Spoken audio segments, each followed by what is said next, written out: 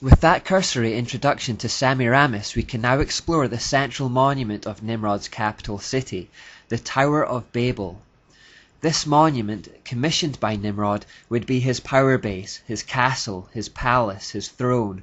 It's estimated that around 600,000 people were gathered together for its construction, and we find the motivation for it in Genesis 11, where the people say, "Come, let us build ourselves a city with a tower that reaches to the heavens, so that we may make a name for ourselves and not be scattered over the face of the whole earth."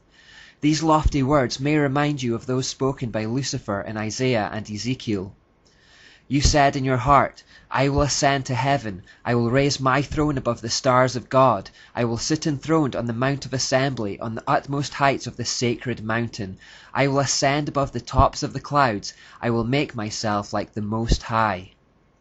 Notice the words sacred mountain, the idea that God resides atop a mountain. It is repeated again in Ezekiel 28 when God says, "You sinned, therefore I cast you as a profane thing out of the mountain of God, and I destroyed you."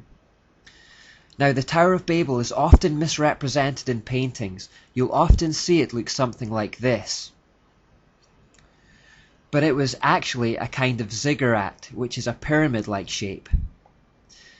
Indeed, from the Babylonian ziggurats we get similar structures in Egypt, Africa and South America, remains of which can still be seen today and are amongst the world's most beloved tourist attractions. The reason that they are this particular shape is that they were built to represent mountains. Satan wants to be like God, he therefore mimics him in every way. The people Satan influences do likewise. Just as Satan wanted to ascend to the mountain of God to become God, the people he influenced were the same. Nimrod built the Tower of Babel to represent a sacred mountain, at the top of which he would have his throne room, his heaven, and he would rule from there not just as a king but as a god. It represents the deification of man, the idea that man can become a god. It is the old serpent's lie from Eden.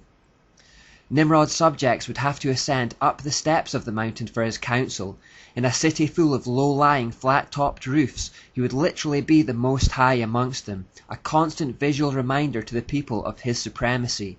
Wherever they were within Babylon and for miles around, they would see the top of the tower and to know that their king and God was keeping a watchful eye over them from heaven, monitoring their every move.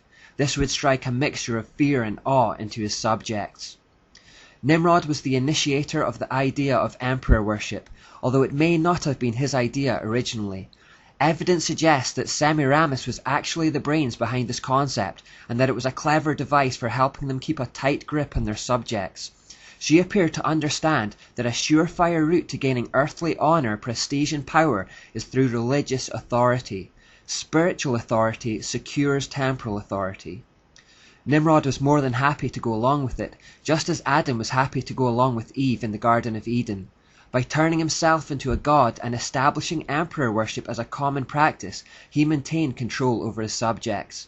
Because of his association with fire and the sun, he became known as the sun god. His consort, Semiramis, understandably became associated with the other leading light in the sky, a moon goddess. Around themselves as the sun and moon gods, they created an entire religion that was based on a corruption of primeval astronomy developed by Noah's righteous ancestors prior to the flood. This religion has come to be known as the Mystery Religion.